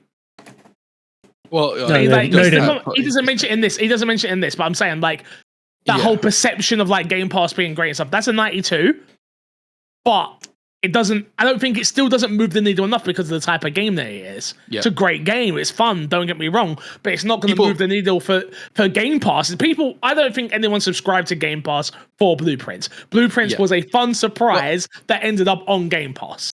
Also, not everybody who has Game Pass is going to play Blueprints. Even within that, like, perception, like, measuring perception isn't just, is a game good on Game Pass? It is how many eyes are on it, how many people are playing it, and all these things. Perception is based off people who don't even interact with that thing the way they view that thing.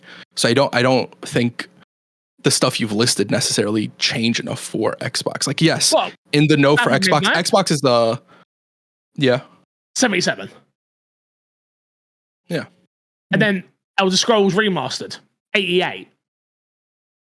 So the best game they put out from this list is a remaster from 2006.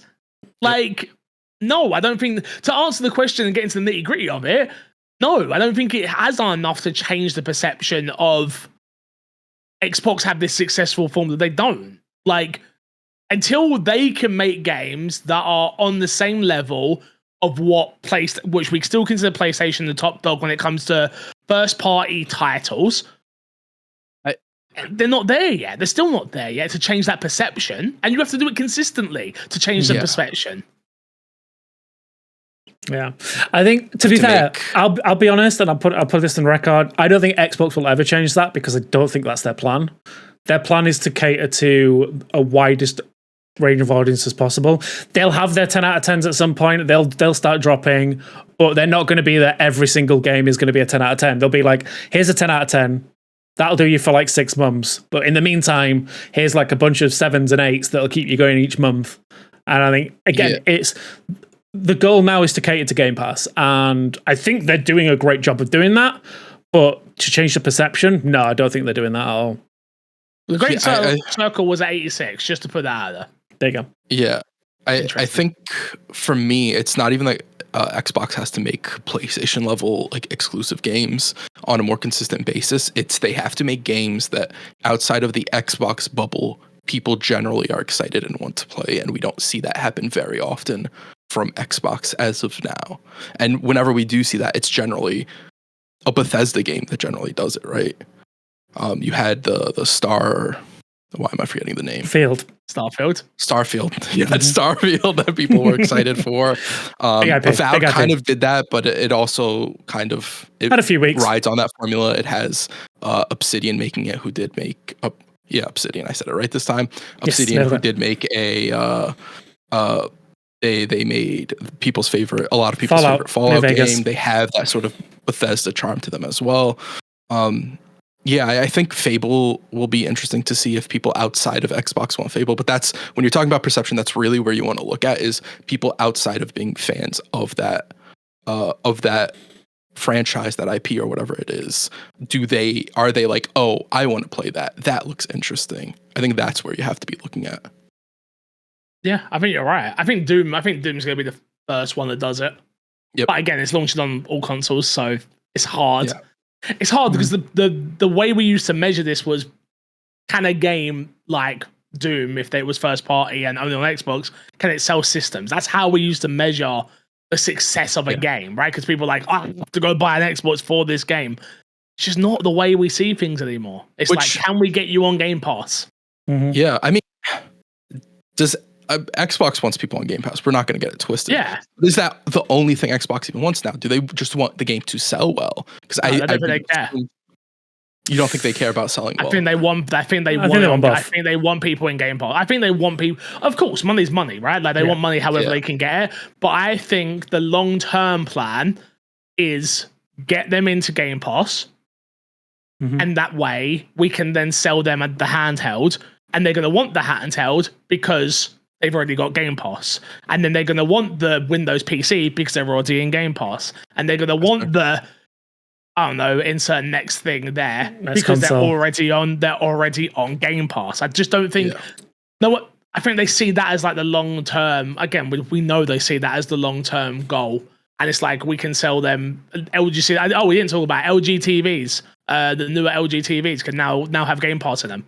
So Matt was 100% right, by the way. Matt was one. It's a shame that he died, but he came on the podcast and said, "I guarantee this is on all TV soon." They are 100% lying about this.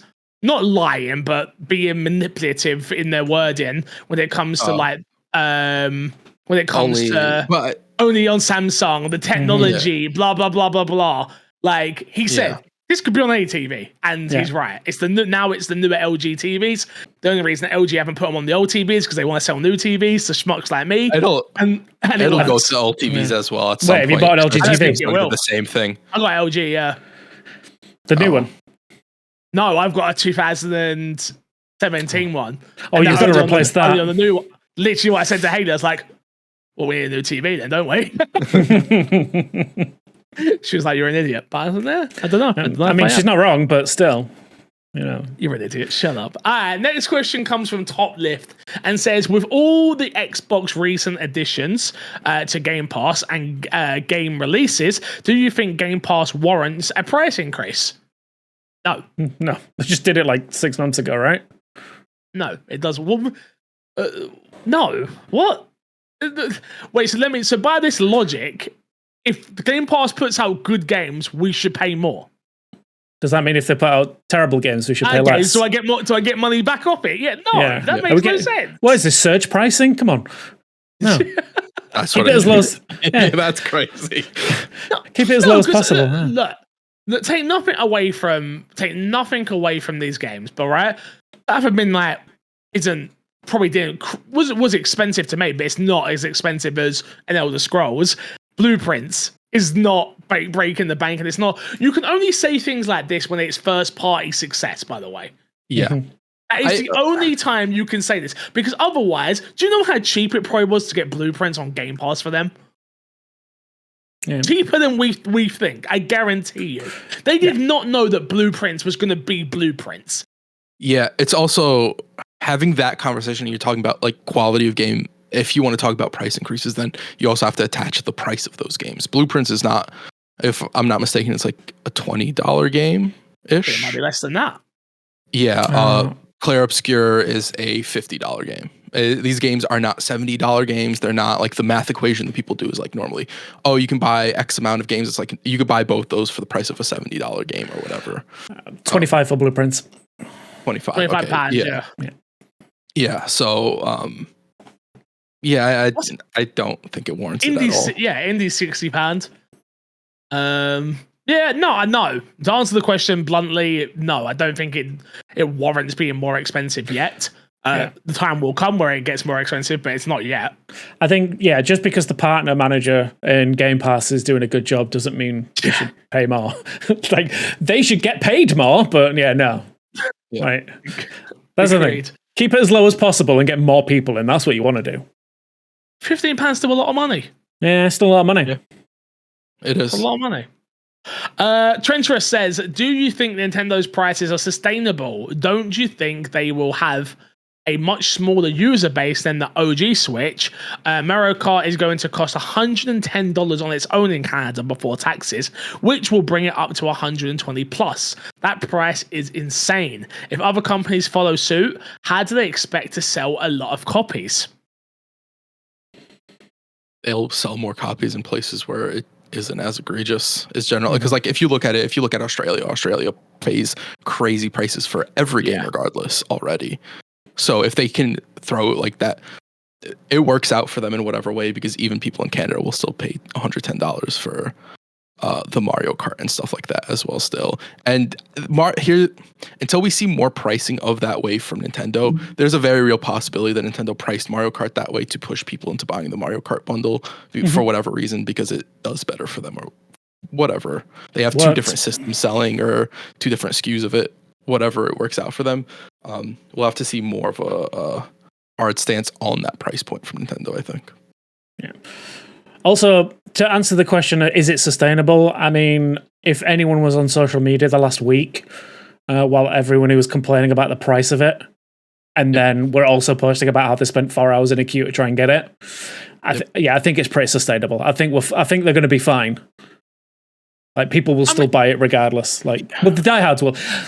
And again, prices will start coming down. Like you say, like, we don't know if this is just like is this going to be the standard, or is this just Nintendo being like you say, pushing people to look at the other alternatives? Or is it going to be like, is every game going to be 80? Because we've seen like the majority of the titles that are coming are not 80.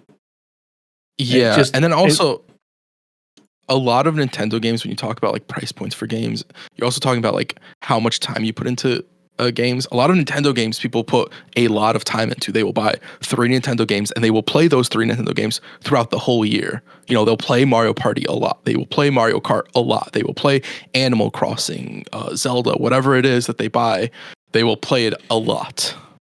100%. It's you're not getting it. The difference is between Nintendo's model right now, right? Is we know we're not getting another Mario Kart this generation. For how long? Probably you probably won't get another one on the Switch. We'll get a expansion that they'll bring out now because they've had that trajectory now. But look, I think this question comes from and maybe I'm wrong, but it definitely comes from you're clearly Canadian and you're being like, yo, this is a joke. Like, this is getting unsustainable for you. Yeah. And I don't dispute that it might be getting unsustainable for you, but you can't apply your logic to the world. And Despawn hit the nail on the head, right? Which is us included, by the way, I pre-ordered mine, but we bitched about the price. I bitched about the price on X and like, how dare they? And then I bought it. Yeah. So I think Nintendo are going to be fine. I think it's sustainable. I think Nintendo are going to get richer. And we as gamers are going to keep enjoying games. Yeah, games are getting more expensive. They should have been more expensive 10 years ago. Yeah. Yep. This is the thing. Yeah, they should have been more expensive years ago. It's because of the fact that they should have been more expensive. We've seen some of the more egregious models in gaming because, they need to get back their money in it. Nintendo are just being upfront about it. I'm just like, we're going to charge you more for the games. Pretty much. Yeah, it's like, Nintendo we're just going to charge you more. Also, this is the perfect time to do it. Like, it's a new generation. Get people to grips with it. You know for a fact the next PlayStation and the next Xbox and the next whoever is going to hit the same kind of model. Absolutely. Yeah. Once that new gen comes around, it's 80 quid. Oh, yeah, wait for GTA. As soon as GTA comes and sets the price for when GTA drops the price at whatever they drop it at, everybody else will follow suit. Mm-hmm. Yep. And I think Twitter go crazy. I think the danger is when you have the people who release games every year start charging of course $100, which is where the problem always comes from. It's not the games that release once every 6-7 years and you have that game, they will update that game. They're not gonna try and sell you a new one for $110. They'll give you expansions for $30 or whatever it is. I think the NBA's I was gonna say Call of Duty, but who knows about Call of Duty? We don't even know if we're getting another Call of Duty this year. Yeah. Honestly, we should have heard about it at this point, right? Yeah. No, it's too early. No, still early. To even know that it's gonna it's not too early to know that they would be at the game show, no? Yeah, but they could be at the game show. I think we're misconstrued in the fact that just because they're not the thing after the showcase doesn't mean they're not at the showcase. Yeah, that's fair. And Call of Duty's Call of Duty, so they can for sure show off. They can literally in their showcase that they show be like, we're having a showcase in a week's time. Yeah. Like question. Will they have an Eminem song to show off the game? No, unfortunately not. No. Okay. That song is a good song, so you can't talk shit. How dare you? My bad. This is survival of the fittest. They've done he's done Where'd you got TOS West? Games, no? 2 or 3. Yeah. Yeah. He did Ghost, I think. I think so. Ghost. Maybe. I can't remember. Last question this week. Origin Cookie Man says, Clair Obscur devs do not allow you to remove dodging and parrying, but changing the difficulty to story, Expeditioner, and Expert, steadily reducing the time window. So, you think other timing/parry focused games, e.g. Elden Ring, Sekiro, and other Crab's Treasure, could benefit from taking this approach? No. Yes. Do I think all of them should take advantage of it? No. Elden Ring already technically has this. Different shields have different parry times. Learn the game and get good with what they give you. Get good. Might just say get good. Yeah. No, I think no. I just do it from a dev perspective. Do what you want for your game. This is what I mean. This is why would they all benefit from that? Would more people probably play Elden Ring if you could turn down the parry system and make it infinitely easier? Maybe. No, you wouldn't. But then you'd. I don't know. Like, I don't think they would. I don't think they would jump in the game and then they would bitch about the game still being too hard, even with it being easier. Yeah, that's what I would do. Yeah, that's why you're not an Elden Lord yet. That's a good. That's very true. That's a good point. Mm-hmm. Very true. They, wait. Put it this way: they added an easier difficulty ending for that boss, and I still haven't gone and done it. Yeah, that's wild. Like, you're right, Despawn. What you're saying is correct. Would they benefit from it? Yes, because I'm sure there is a portion of an audience of people that would then pick it up and be like, "Thank you for adding this for us. We really love your game, etc., etc." Long term, no, though. Like, Elden Ring being hard is the appeal of Elden Ring. I'm sorry, I don't know. The same thing for Sekiro. The same thing even for another's Crab's Treasure. Like, people playing that game going, I wasn't expecting it to be as hard as Elden Ring. That was the appeal. They wanted to jump in and see how hard that game was. Yeah, these games are not for you. And comparing a turn-based Western RPG to an action combat is an action RPG is crazy to me. Yeah, I do want to point out Origin Cookie Man I didn't comment on it, but Origin Cookie Man did put something in the Discord of if you played Lies of P or something like that you might enjoy this game because of the dodge and parry, and it's not even apples and oranges. No. It's chicken and apples that you're comparing, in my opinion. It's just like two very, very different things. Yeah. I've heard of orange chicken, but never apple chicken before. So yeah. Well, that's new dish. New dish. You wake up on new dish just dropped. Yeah, no, I saw that as well. I was like, no, like, but it's like, no. Yeah, no. I don't get me wrong. I get the premise behind it, but no. What I was gonna say, I get it. Not that. I mean, this question. Sometimes when you're a little bit in Clair Obscur, I was like, it has some like Lies of P-isms in it, but I think it's just the some of the stylistic choices and outfits are very similar. Like I could see Pinocchio being a character in Clair Obscur and like just picking them, dropping them in. They would look similar, but like that's as far as it goes. That 100%. 100%. I could see a Pinocchio outfit on Gustav. You play like 100% actually with the art. Yeah, you know what? Yeah. You're right. Fix is just blind. Don't pay attention to Fix. Fix with his glasses. He can't be trusted. You wear glasses too, and so does Crash. Fake news. Yeah, but we got the good glasses. You see, our glasses, black rims. Your glasses are clear. So I had black rims, and I looked like a nerd. That's why I got rid of them. You trying to say we look like nerds? What can I say? Yeah. Orange Cookie Man, I'm not with you on this one. I'm sorry. I appreciate you though. Yeah. Let's plug and get ourselves out of it. Crash, what you got to plug this week? Podcast reviews. I plug it every week. You do. If I go on here, you know what? One of you guys plug podcast reviews? Nope. Did we get any? I am so disappointed in the both of you. I cannot. Let's see. I'm used to it. Well, unfortunately, no new review. Oh. I heard that we're going to miss our first week ever next week if we don't get a podcast review the week after. You know? What? Do that the opposite. Do it the opposite way. That's what I heard. So someone better review this goddamn podcast. Oh, we're taking a week off and let that be a lesson to you. Eastbourne's not here next week because he's in Brazil. Mm-hmm. Yeah. There won't be an episode if we don't get a review before the podcast that week. There'll be no podcast. Damn. I'll be checking every day. And every day I'm sending a message to the boys, no podcast so far. I'm going to check every week, every hour, every second. every week. Every week. It'd be funny to check next week. Like, oh man, we got a review last week. We should have probably recorded. Whoops. This time next week, it's not my fault if it's not out, all right? Blame your mum. It's not my fault. This one, we got to plug. An actual plug for a change, not just me streaming video games on the internet. Go check out the Future Game Show, Gamescom Live from Latam. I will be editing that showcase. I'll be out in Brazil. So if you are a Brazilian listener, why? But also, we love you. Come find me. I'll be walking around the show floor when I'm not in the press room editing. But yeah, check out the showcase. Lots of cool things. Some things I can't talk about that I really want to. I'm very excited for you all to see. But yes, Future Game Show. I think I know what the cool thing is, and it is very cool. Oh, I'll have to talk about it off. I don't know what the cool thing is. I think Matt was going to mention it last week, but we told him not to say it because I was scared. Yeah, see, there you go. What have I got to plug? I haven't got really anything to plug. I'm playing video games right now. I'm live. Oh no, that's not true.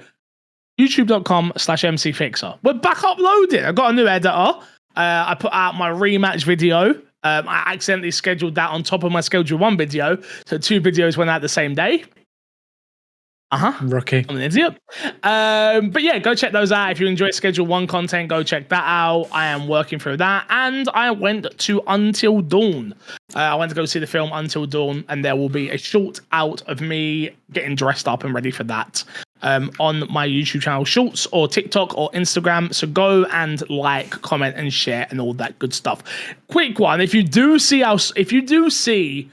any MXAM content or any MC Fixer content on social medias, please engage with it.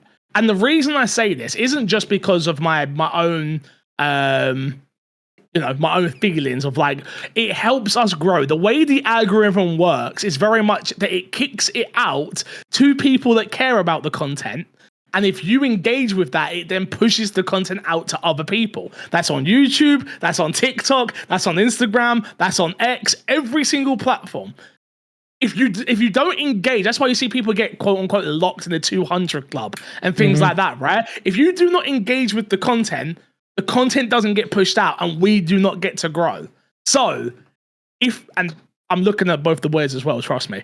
But if you can, please engage in the content. If you see it, a comment, a like, watch time, a favorite, a repost, it all goes a really, really, really long way. Even if you don't have a following, it really does help. Send it to your nan. Send it to her on Facebook. I posted on Facebook the other day, got so much engagement. I was like, what the hell? Crazy. Facebook's where it's at now. Apparently. Old people like content. Do old people like games, though? Deactivated my Facebook. You said deactive or reactivated? Deactivated. Oh, okay. Yeah, I don't have a Facebook. This was over a year. This was like 3 years ago at this point, I think. So it's not even used. I know we're trying to realize why I'm unsuccessful. Well, I'm starting to realize like why. So here's the thing. I'm starting to. So here's the thing. Just as a side note, before we wrap up for the day, I actually tried to create a new Facebook account so I could start interacting with content over there. I have tried it 3 different times now. Every single time they said I'm not a real person and closed the account. Come on, Zuck. What are you doing? Facebook doesn't think I'm real. I don't think you're real evil. AI. I am an algorithm. Crazy. That's why he hates AI so much. It's because he is AI. And he's advanced, and he's like, these other AI can't. I want to be the snowflake. I want to be special. What are these other AIs doing getting better? Actually, 110. I mean, no. Does not compute. Well, until next time, we will love you, leave you. See you all later. Good boy. The secret word is algorithm.